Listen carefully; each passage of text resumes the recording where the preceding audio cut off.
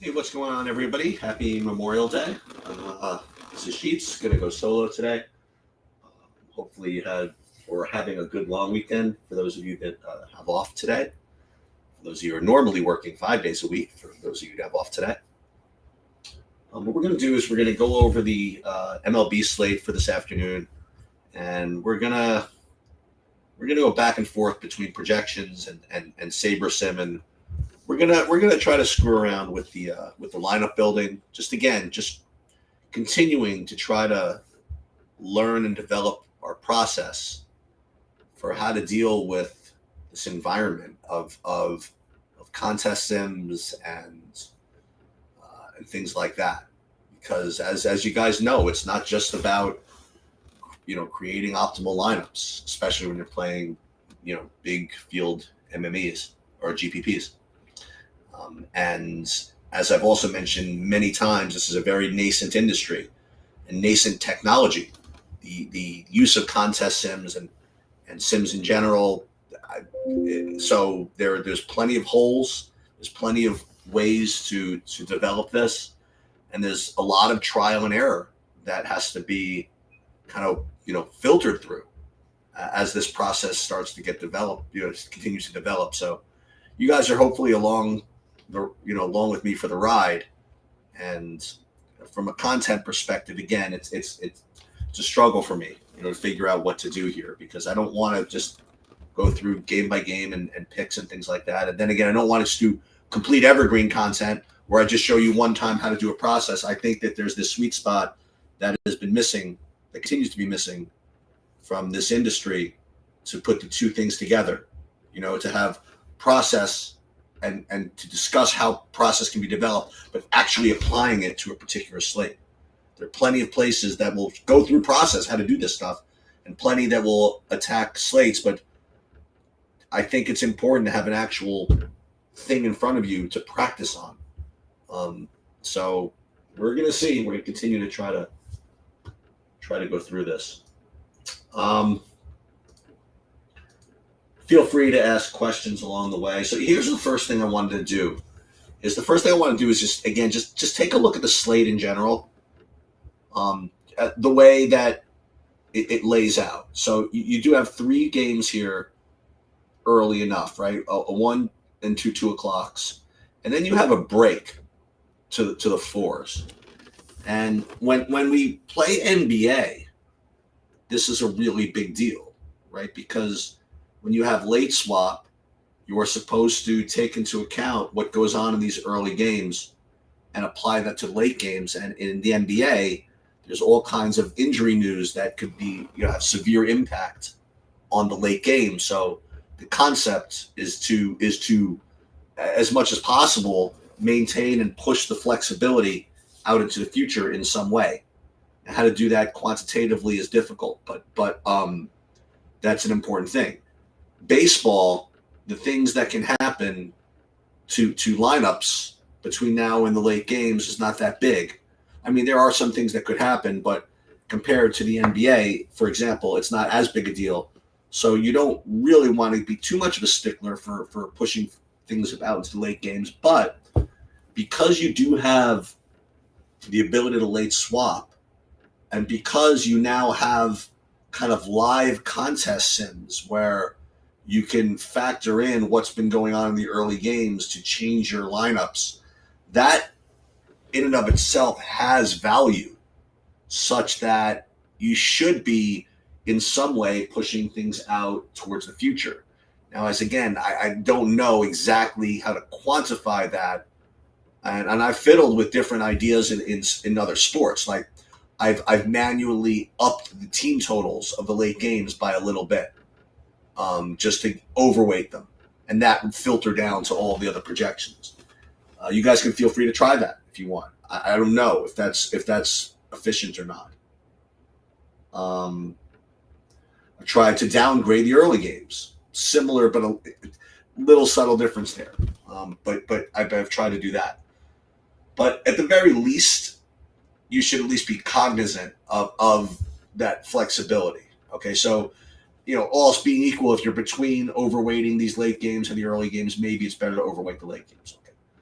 The other thing is that you don't have lineups yet for the late games, which and it's not always like this, but you see this. I have 3 sets of games or 3 games with lineups and 5 without. So again, projections are not going to be as tight for these late games because you could have you could have things change.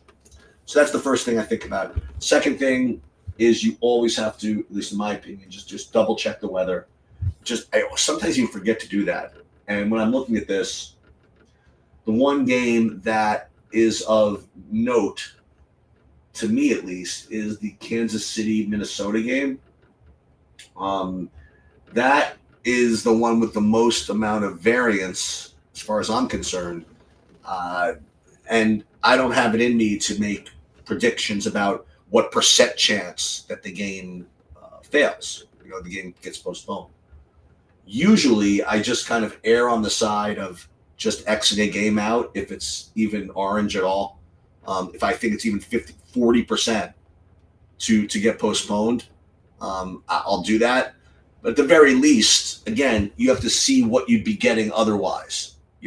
Like if I were to run Sims and see that I'd be getting a huge amount of Kansas City or a huge amount of Minnesota, then I might not just straight up exit out. But if I'm really getting a little bit of it, I might then go back and rerun this and just exit out. Okay. Now, again, it's fortunate that it is early, so you probably have at least some idea of what's going to go on here. So that's the first thing I do. Okay. And I've just done it. Right? One thing you'll look at is what these late games, for example, are offering. So you do have the Dodgers with a 5 implied total. You have the Braves at a 5 implied total, and you have Coors with Cleveland at a 5.5 total. So these late games are probably going to project extremely well. So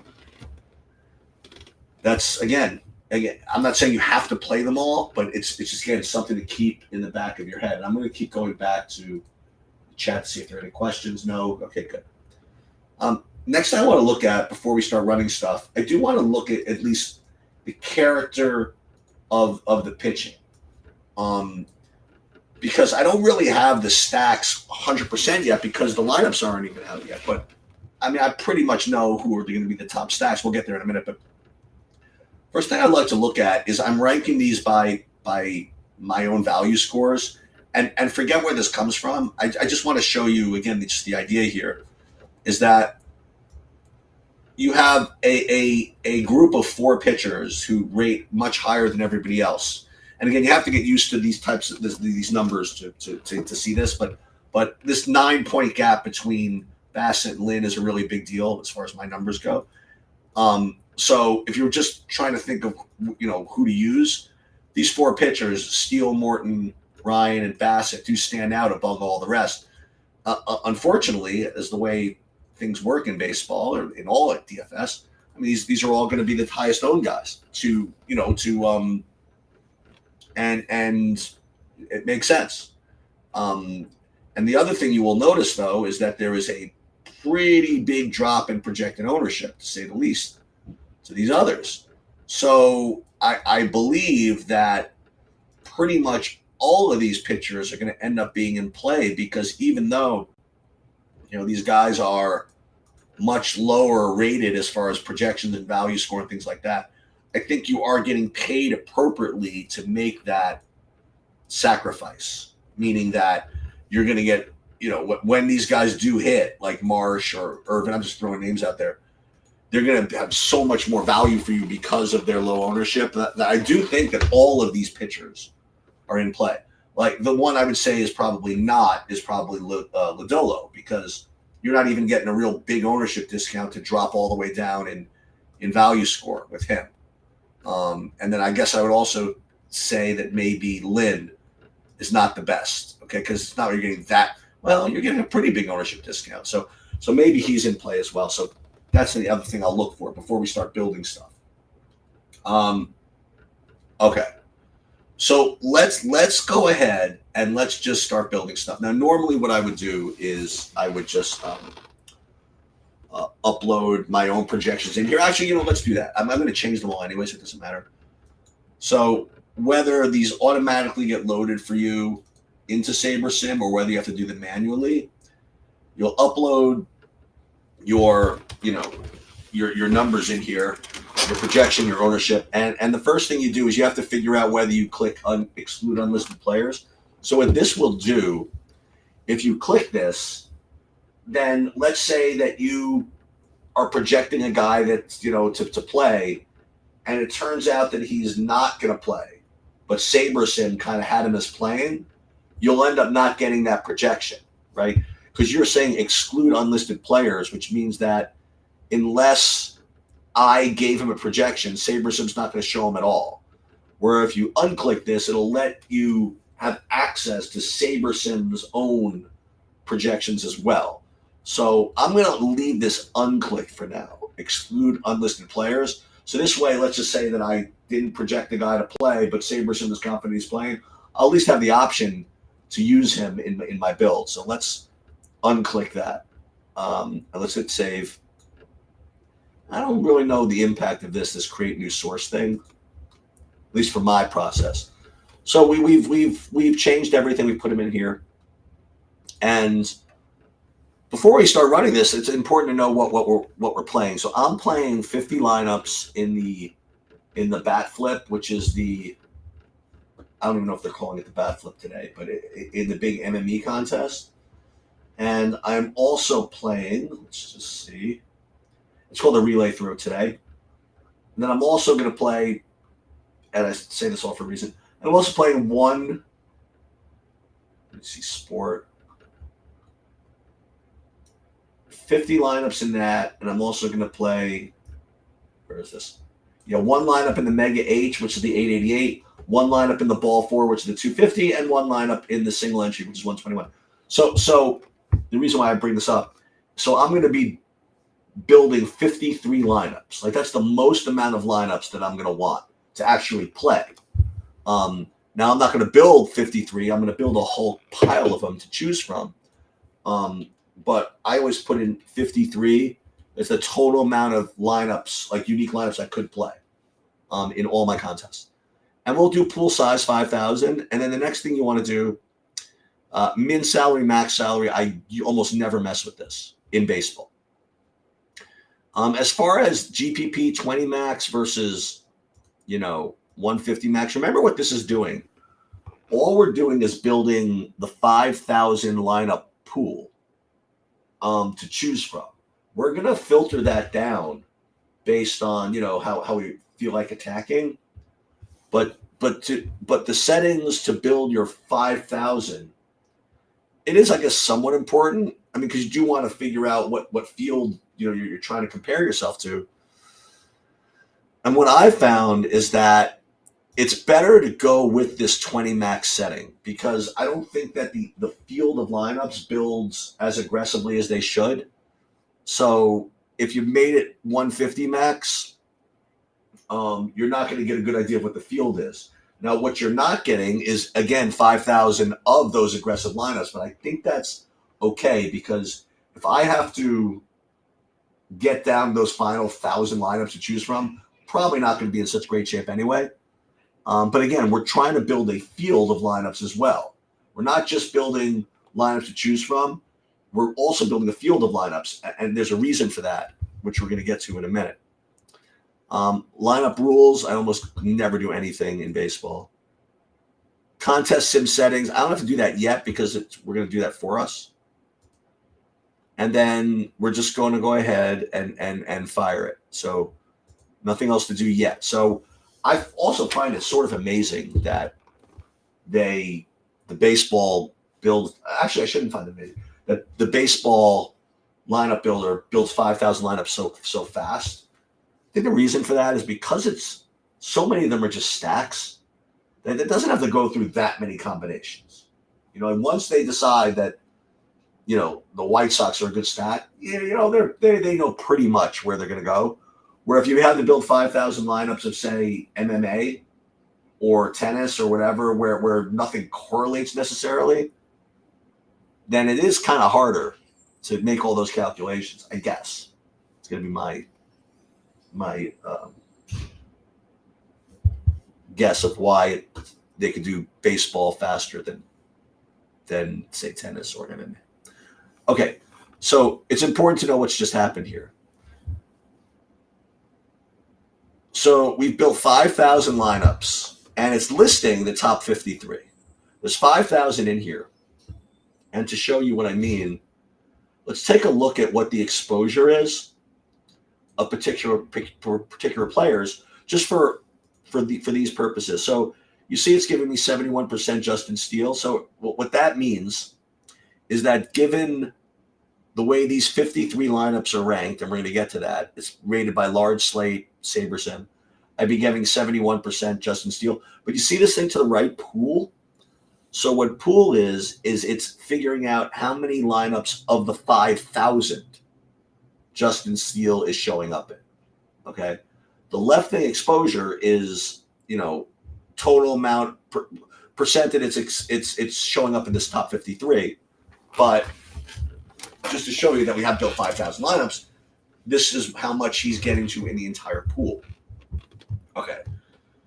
So what this is rating by, it says large slate 10K to 50K, and this is the default result. Okay, and SaberSim does a great job of this, of coming up with like good, default results that if you don't do anything else, you're getting good lineups.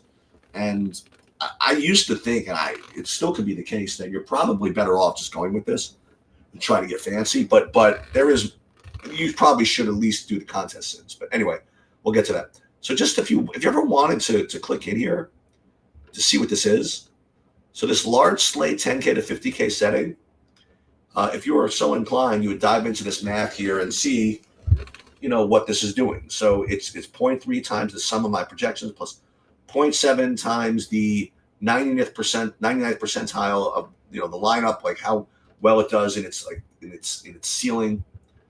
And then you also you subtract 0.6 times the average adjusted ownership. So what that means is dinging it for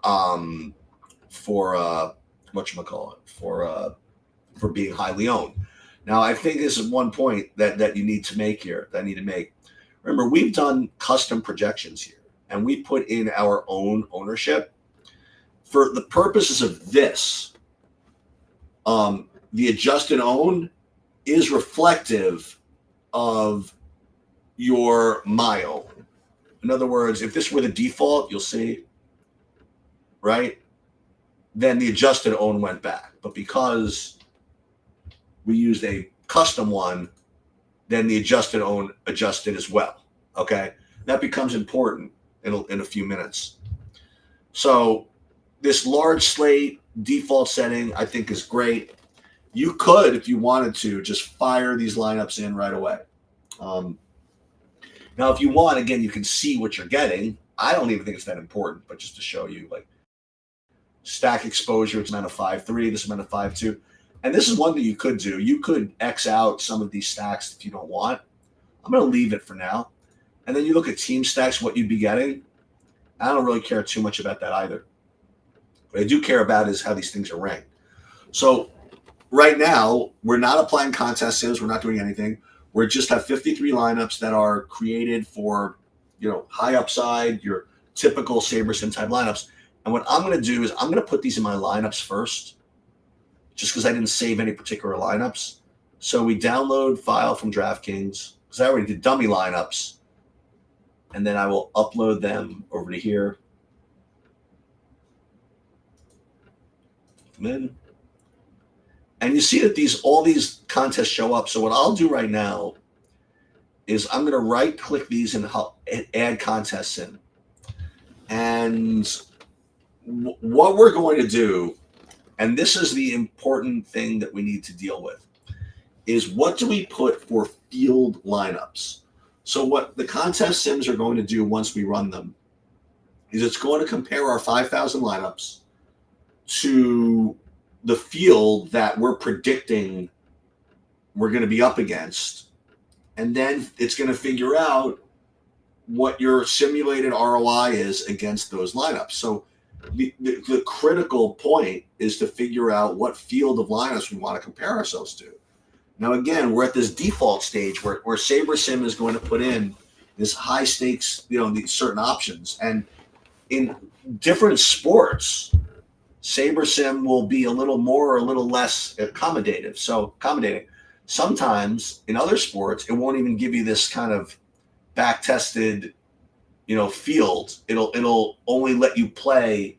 It'll only let you choose for SaberSim ownership, something like that, or just straight SaberSim ownership, as opposed to what it expects in the high stakes 20 max particularly. So you have to make this decision of whether you're comfortable with the SaberSim kind of back-tested field. So for now, we're going to do that, and everything else keep the same. Use live sims is available. Use live field lineups is available, and we talked about that earlier. The idea that, the later you go into doing this late swap stuff, the later you build your lineups, it's going to factor this type of thing in based on what fields already been revealed. Okay. And this stuff we keep because these are the actual percentage of size and percent to first or whatever. So for now, we're going to save these kind of default settings for both. See, this one says high stakes SE. This one says ball 4. This one says relay throw. We'll save this as well.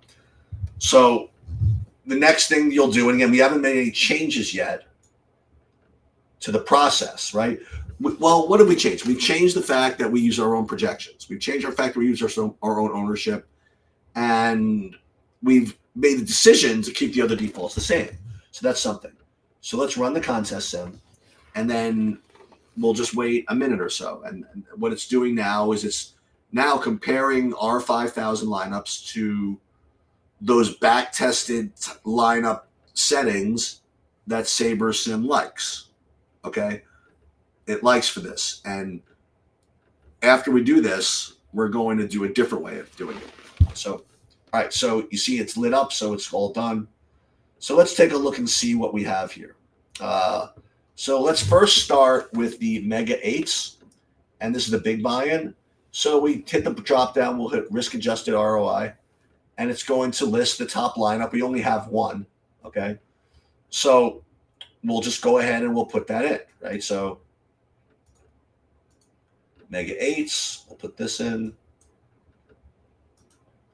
Then we'll go to battery single entry. We'll put this one in.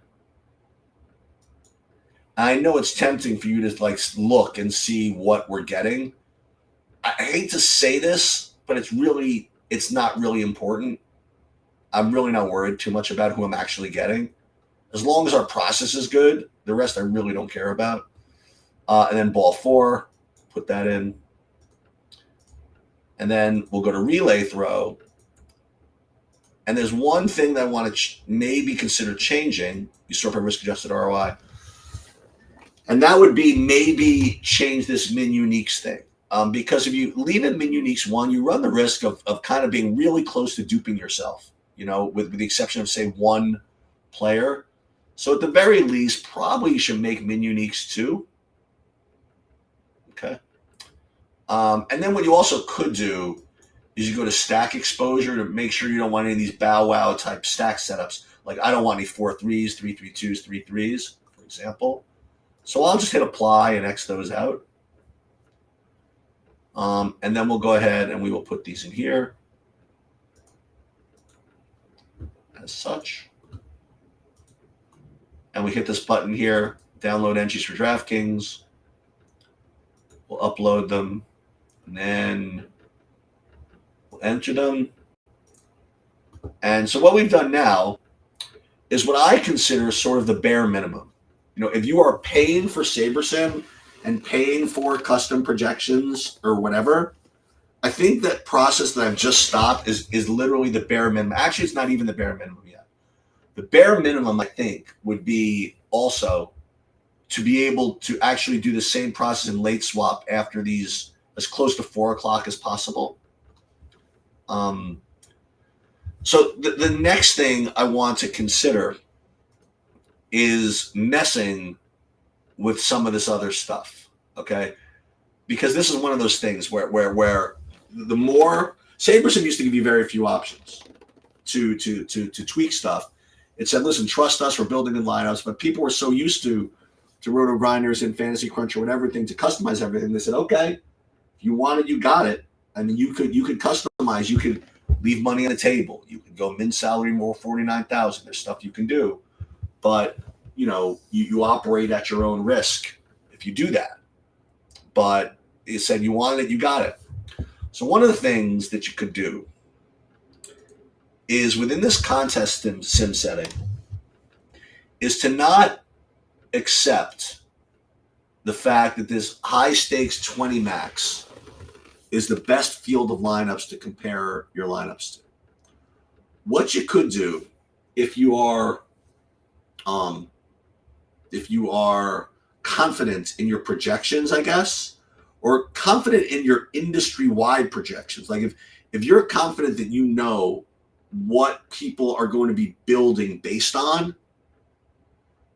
and you're confident that you can reproduce a field of lineups that's better than SaberSim's kind of defaults, then what you could do is this. So instead of using the high stakes 20 max, let's not use for mega, but yeah, let's do it anyway. Let's change it to doing build 2. So what's build 2? What build 2 is that 5,000 lineup set that we created. So if you feel that build 2, that 5,000 lineup set is going to be better or more representative of what the field is going to do, then you can change the contest sim settings to that. And you don't have to do it for all of them, but like if you want, you could do it for all of them.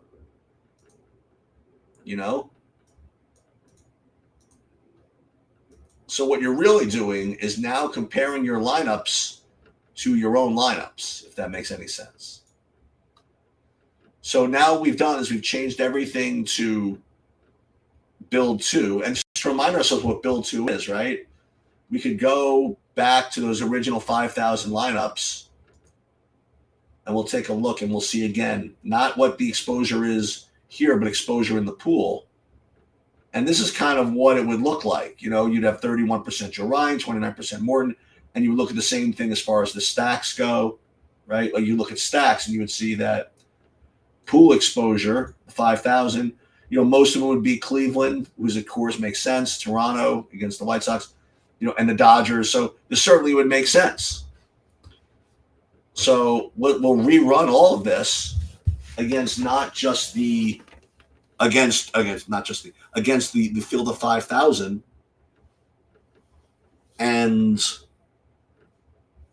one thing I will say is that if you do this, you're definitely, I won't say definitely getting different, but I think you are, because I don't know how many people are actually doing this. More people, I guess, are not than are.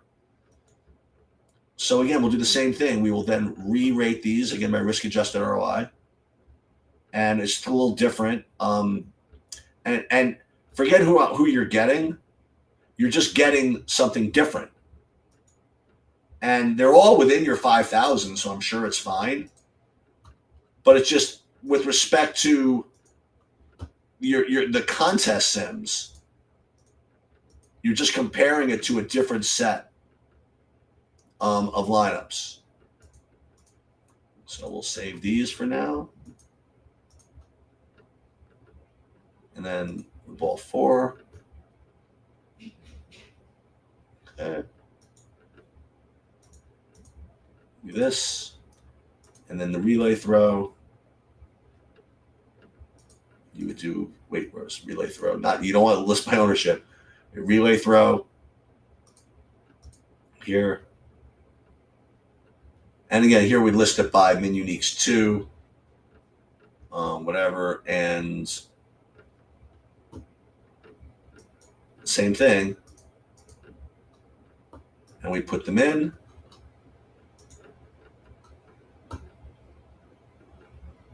And then let's do it. Let's download these, okay? And so that's one way to get a little bit different. And I don't really see who we had. Actually, I did. We were getting a whole bunch of the Reds or whatever. Okay. So if I had to give you a quiz about what have we not done, right? That I said I was going to do. Well, one thing we didn't deal with is this Kansas City Minnesota game, right?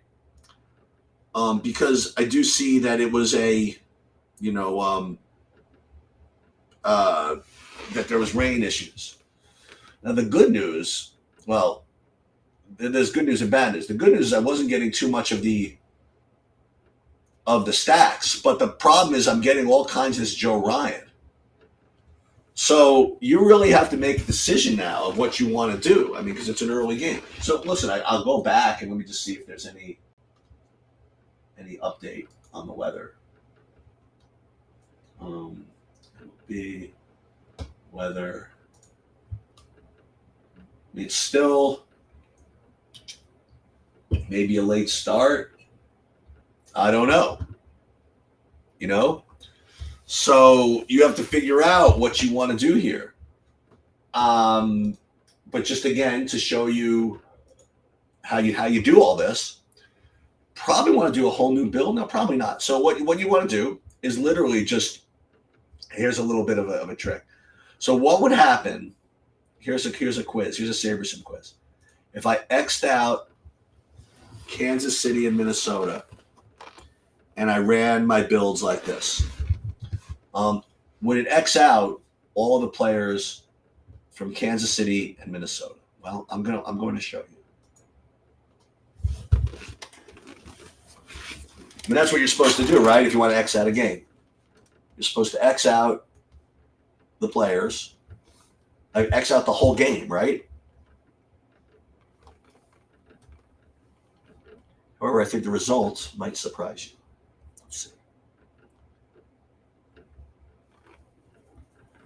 And this is probably what I'm going to end up doing, because pitchers are particularly annoying when games rain out, because you don't get it, because that game could actually, you could start and then get delayed and then start and then restart. And meanwhile, the pitcher is now not coming back, but the hitters are.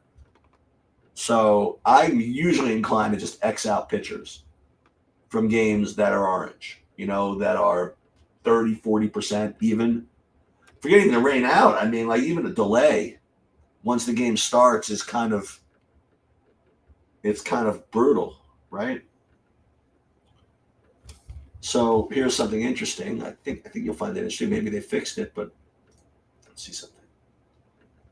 Oh, so they did finally. They used to. Did they at least X out Joe Ryan here? They did X out Joe Ryan, right? Yeah. So they get any? Okay, so they didn't give me any Joe Ryan at least. That's good news. Entry exposure 74%. Okay. So this is completely different. This X's out the Minnesota Kansas City game, and now we're back at the same point here. So what do we want to do? Like what field of lineups do we want to compare ourselves to? Now the problem here is that we've now X'd out Joe Ryan. And I know the field is not going to X out Joe Ryan. So in a situation like this, I think I'm just going to go back to the what is this one? High stakes MMA. I think I'm going to go back to the defaults because I've made such a dramatic change to the field. It should be flagship 20 match, probably right yet. That I'm really messing with it. So then we'll go to flagship MMA, run contest sims.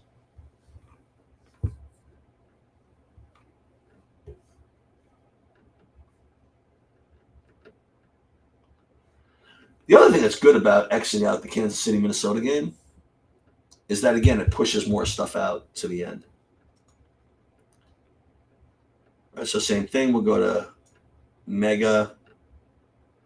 And just so you guys know, I mean, this is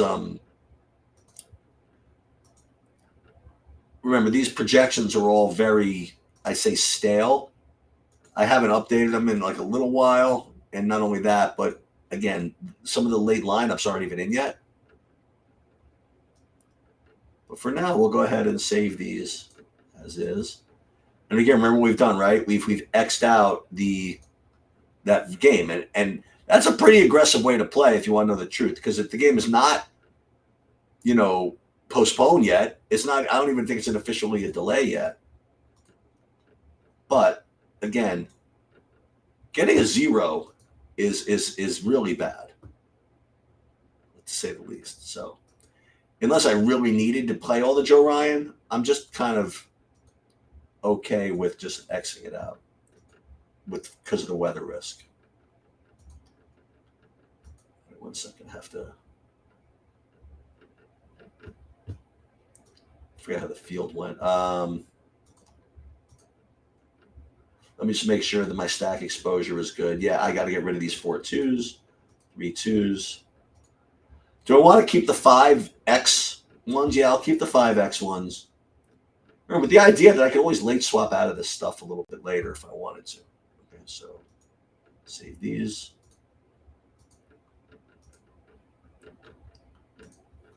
And then we will put these in. So those are some of the change. Well, that's like pretty much the whole process, with the exception of late swap, which I would come on and do it, but I don't think anybody would want to see. Okay, but you definitely will want to come on and late swap. You want to see how to do that? Actually, you know what? It's not relevant until some of these results come in. So again, what have we talked about? Talked about using custom projections. Talked about letting, we talked about using the SaberSim default ones. We talked about what our default settings were for 5,000 lineups, probably keeping the same. Talked about how to mess around with the different contest sims to see what fields to play. Talked about maybe making some changes for your stack exposure. Something we really haven't talked about at all was the plays, and that's fine. That's the least interesting thing to me of this whole process are the plays. But I did talk about the pitchers at least. That I think that there's a pretty decent sized drop, but ownership is going to be decreased as well. Conscious Machine is saying free Karen Reed. I don't know who that is, but. Should I Google who Karen Reed is? Is that going to be mine? Oh, Karen Reed trial live stream. Oh, okay, so that's a thing, huh? Definitely something I don't want to get involved with. Karen Reed murder trial resumes Tuesday after ATF agent testifies against Kiss, a flirtatious text. What happened in the Karen Reed murder trial? In Boston. Okay, gotcha. Okay.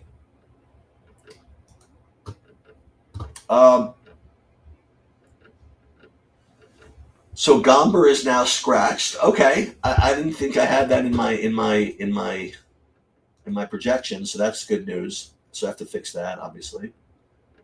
Or do I have that? Let's see, Colorado. Yeah, you're right. Look at that. Austin Gomber is scratched. Excellent. Cleveland does look even better now. I'm sure they do. But herein lies the question, Power, right? How much more are people going to play them? You know what I mean? And that's what's cool about this whole thing, right? That's what's cool. And that's what makes this sport so interesting, is being able to strike that balance. So what I have to do is I have to go update my projections, which is extremely boring, and you guys are not going to want to see that. And I guess I'm going to get going. If I do decide to come back and do a late swap thing, maybe I'll do it late. Maybe if I'm around at 3 o'clock or 3:30, I'll do it just to show you the process, because it's not exactly trivial. But I guess with the exception of the fact that I'm supposed to free Karen Reed. I guess I have no more questions.